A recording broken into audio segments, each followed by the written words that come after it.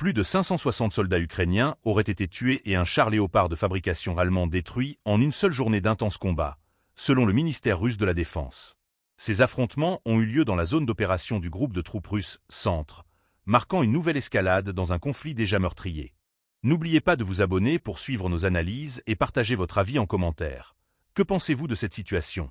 Selon le communiqué publié, les forces russes ont frappé les effectifs et l'équipement militaire de 6 brigades mécanisées des forces armées ukrainiennes, ainsi que d'une brigade technique de défense. Les pertes se sont également étendues à 2 brigades de la garde nationale ukrainienne et à la Légion étrangère. Les zones les plus touchées incluent Cherbinovka, Shevchenko, Dzerzhinsk et plusieurs localités de la République populaire de Donetsk, comme Novovasilevka, Tarasovka et Petrovka. Outre les pertes humaines, l'Ukraine aurait vu son arsenal lourdement réduit, avec un char Léopard détruit, accompagné de 4 véhicules blindés de combat, 6 véhicules légers et 6 pièces d'artillerie.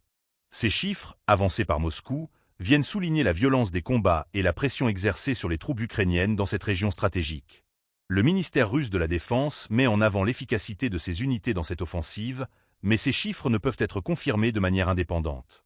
Toutefois, ils traduisent la complexité et la dureté d'un conflit où chaque camp revendique des avancées tout en subissant des pertes considérables.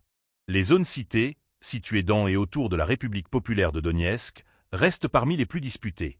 Les localités de Vozdvizhanka et Lizovka, par exemple, ont été mentionnées dans plusieurs rapports récents comme des points névralgiques dans la stratégie des forces ukrainiennes pour ralentir l'avancée russe. La perte d'un char Léopard, souvent considéré comme un atout majeur fourni par l'Occident, pourrait avoir des répercussions sur le moral des troupes ukrainiennes et sur leur capacité à mener des contre-offensives efficaces. Dans ce contexte, les brigades ukrainiennes déployées dans ces zones semblent faire face à des défis majeurs, entre pertes humaines et matérielles.